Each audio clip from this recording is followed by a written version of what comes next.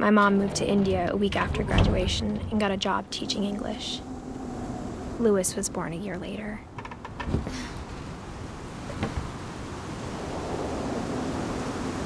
When my dad died, I don't think Mom knew where else to go. I'm sure Edie was happy to have her back. The house had to get a little bigger, but Edie was used to that.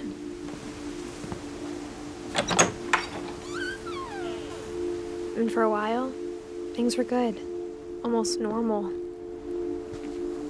But it didn't last. The beginning of the end was Milton's 10th birthday, when Edie gave him a castle.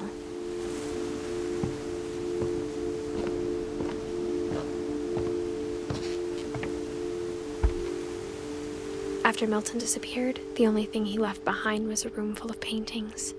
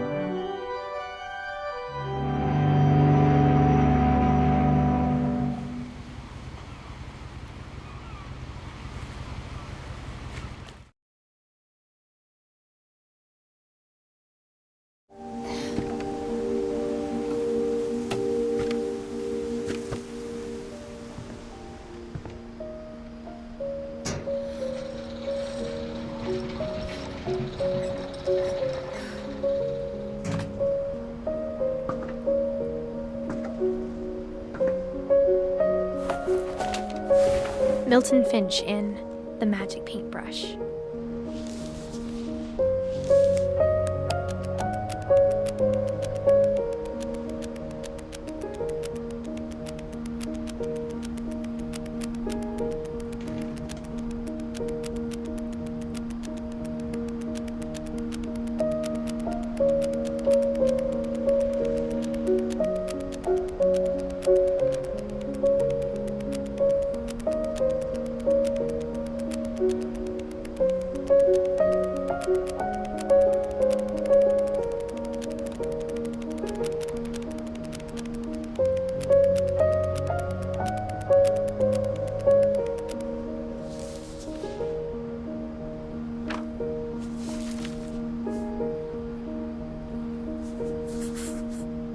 I was 4 when Milton disappeared.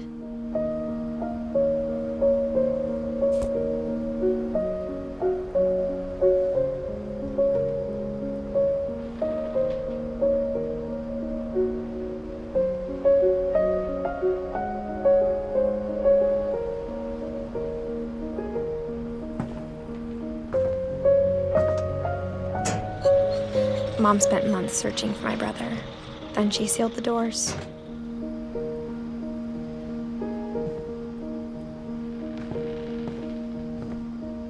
Whatever Milton had found in the house, Mom didn't want it getting out.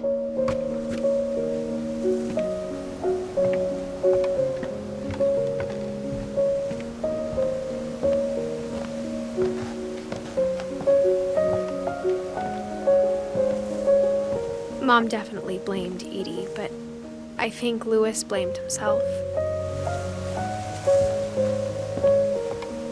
After he graduated, he just spent more and more time in his room, until Mom got him a job at the cannery.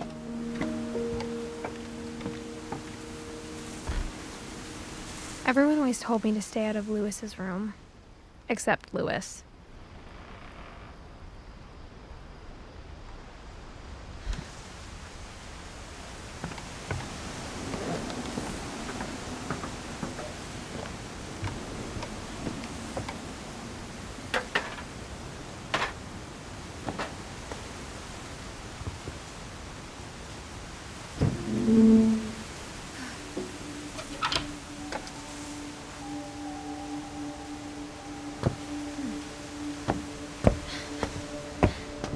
Louis's room smelled very, Very familiar. That part of him lived on.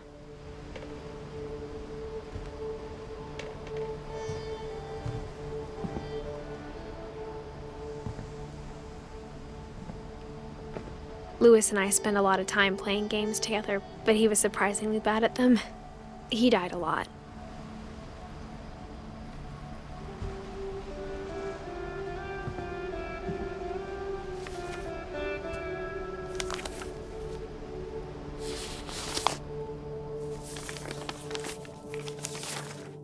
Dear Mrs. Finch, as Lewis's psychiatrist, I can understand your desire for an explanation. As I see it, the trouble began in January, shortly after we convinced your son to seek treatment for substance abuse. Newly sober, I believe Lewis first noticed the monotony of his daily life.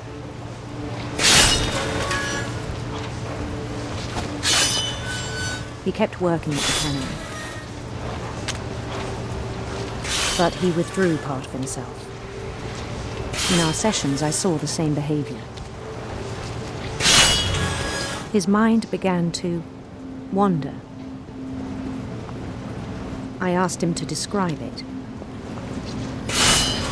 He said he started small, imagining a labyrinth.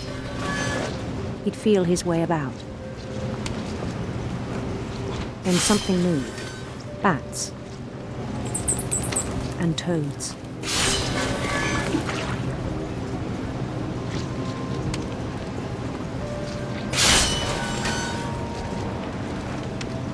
And things that had not names.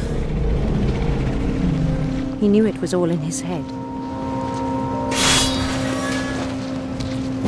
But he took it very seriously. I had hoped he'd find himself.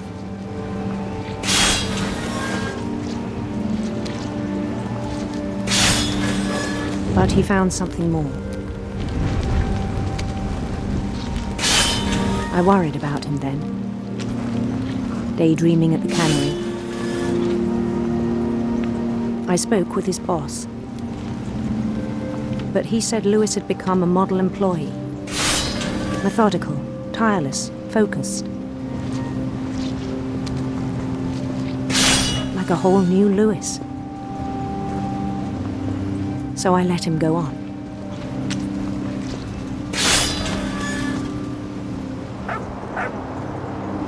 I even encouraged him. It seemed very promising at first. He told me he'd made a new friend.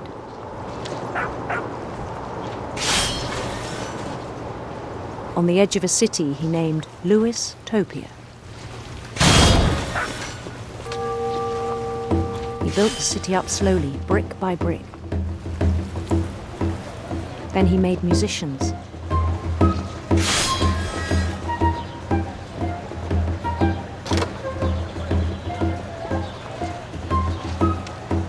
And songs for them to play.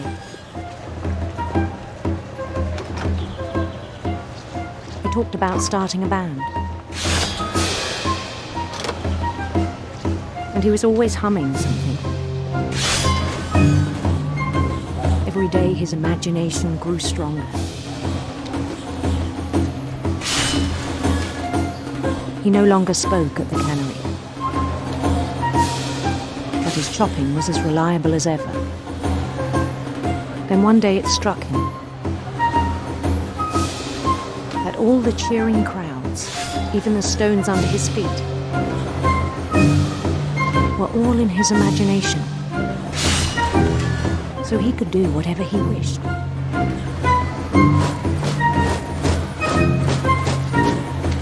He held an election for mayor. And he won. They begged him to stay, but his mind was already wandering. It became a game for him.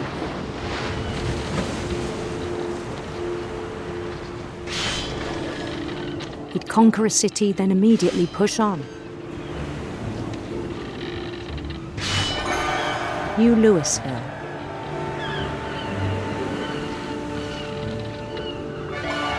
St. Louis. He started drifting away from our reality.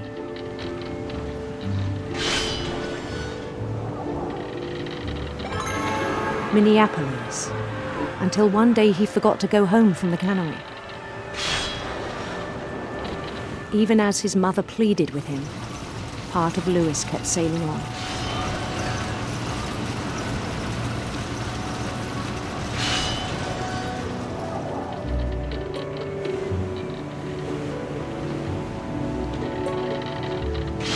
In Lewisburg, he heard rumors of a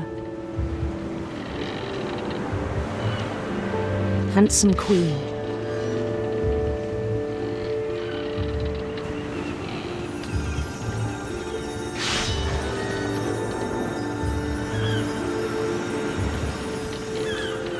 The queen was on her own quest for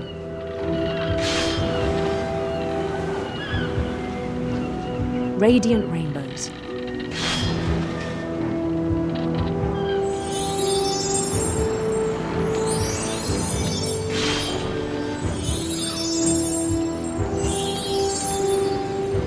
He followed the sound of her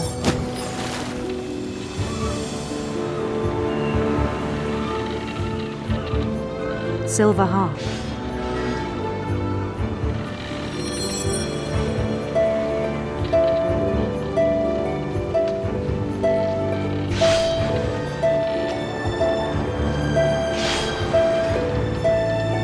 His chase led him to a golden palace east of the sun and west of the moon.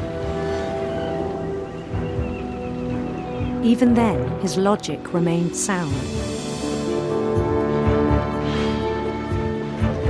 He knew the world was all in his imagination.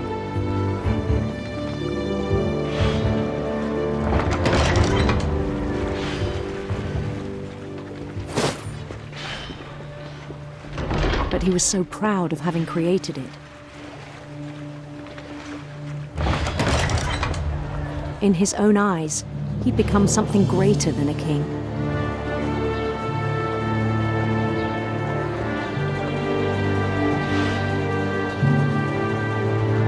For someone who'd never known success in the real world, I think it was overwhelming. And then it struck him that the real Lewis was not the one chopping salmon, but the one climbing the steps of a golden palace.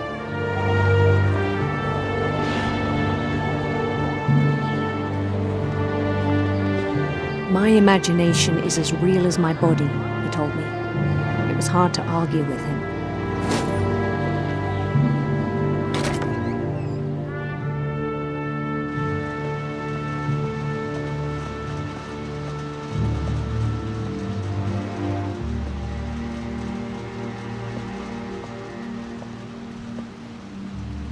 He began to forget the world we know.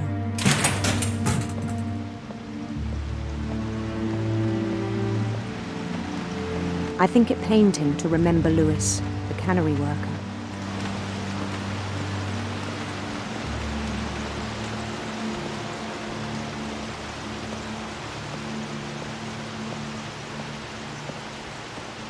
He began to despise the man with a royal contempt.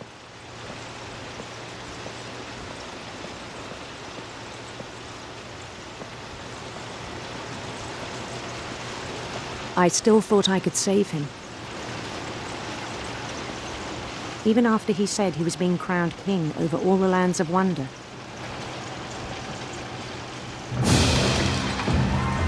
The palace would be packed with his companions.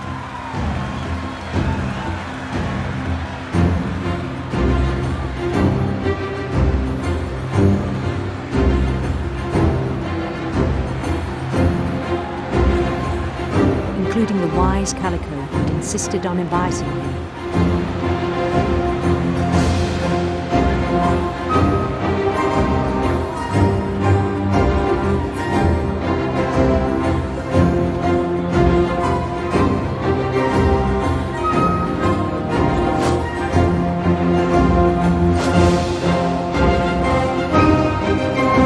His queen waited, holding his crown.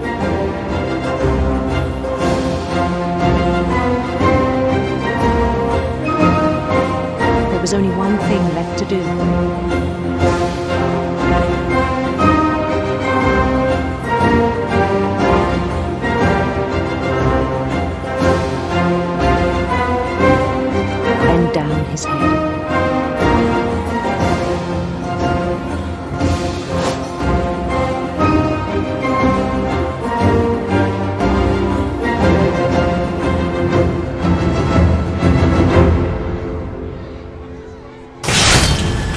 rest I think you know. Mrs. Finch, your son was a kind man who will be missed by all of us who knew him.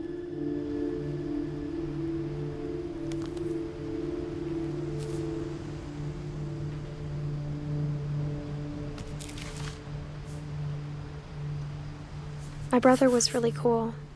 I wish you could have met him.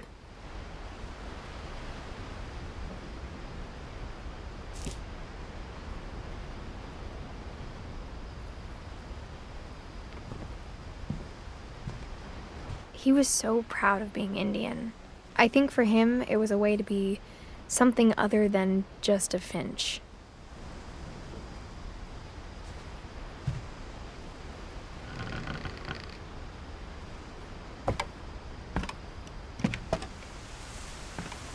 On the way back from Lewis's funeral, my mom told me to start packing. She waited until the day before we left to tell Edie. I'm not sure if she wanted to make it easier or harder.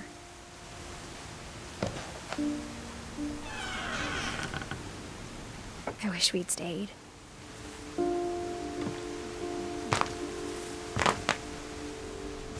But I understand why we left.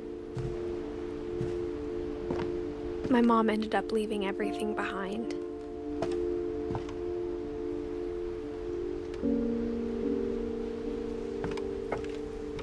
What happened that night had been coming for a long time. Maybe it should have come sooner.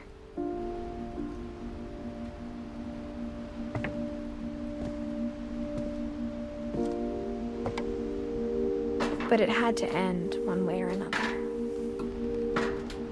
All that's left now is to tell you about that last night.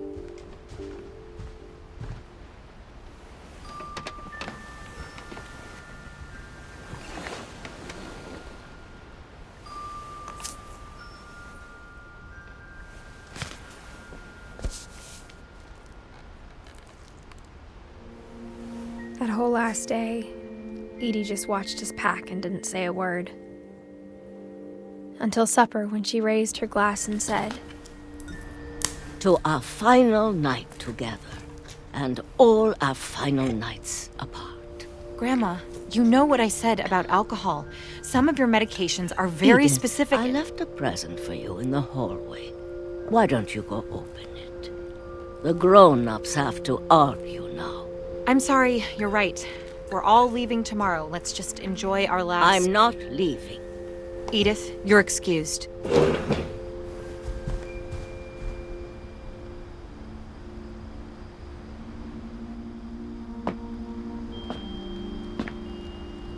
The power had been shut off that morning, but Edie always had plenty of candles. When my mom sealed the library, I don't think she knew about the other entrance. Or that Edie had a key to it.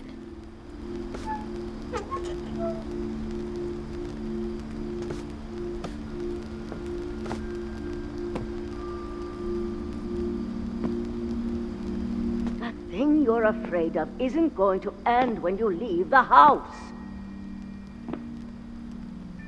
Edith has a right to know these stories. My children are dead because of your stories. I think it's best if Edith and I leave tonight. We'll have the nursing home send a van for you in the morning, okay?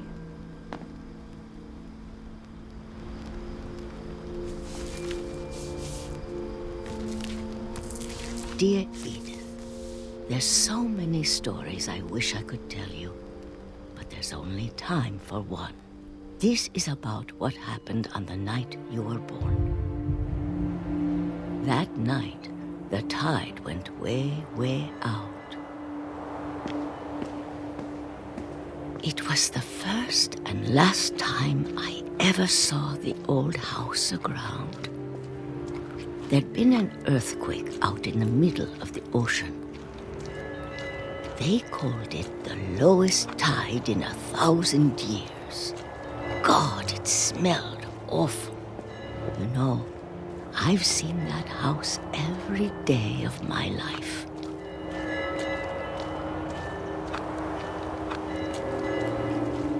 But I never thought I'd go back to it. when the fog rolled in, I lost my way.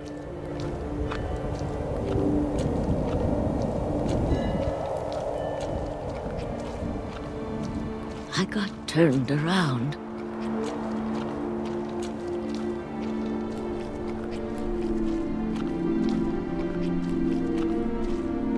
I started seeing things.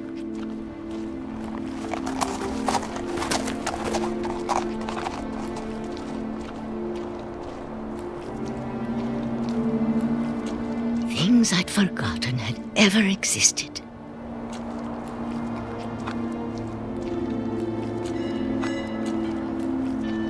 But when I saw them, they felt like old friends. That night, a lot of things came back to me. Or maybe I came back to them.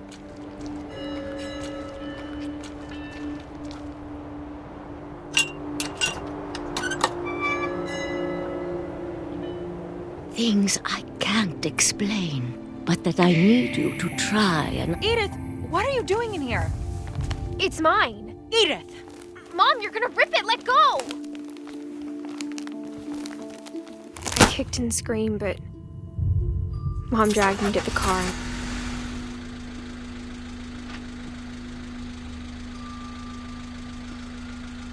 I never saw Great-Grandma Edie again. The next morning, the van came to pick her up, but she was already gone. After that, we moved around a lot.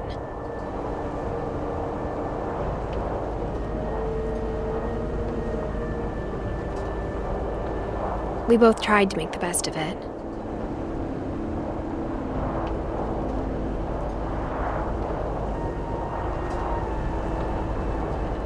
A few years went by.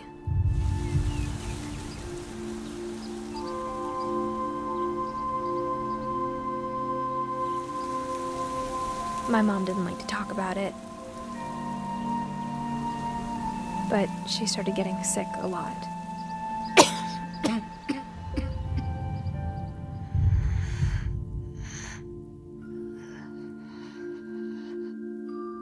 She got better for a while,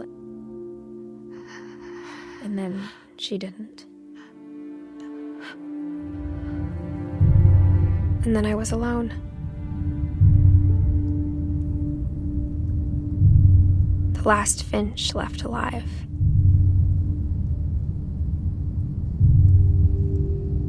Until I found out about you. I'm still not sure what to tell you about all this.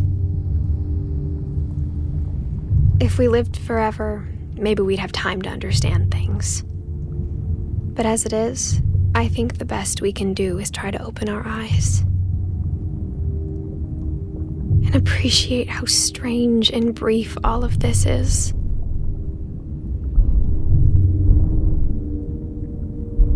This journal was supposed to be for you.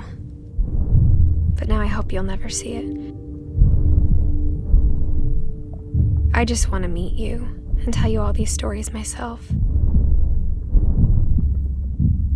But I guess if you're reading this now, things didn't work out that way.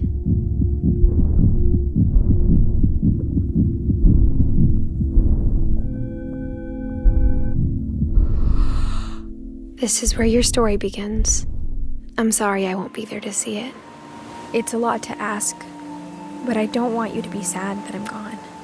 I want you to be amazed that any of us ever had a chance to be here at all. Good luck.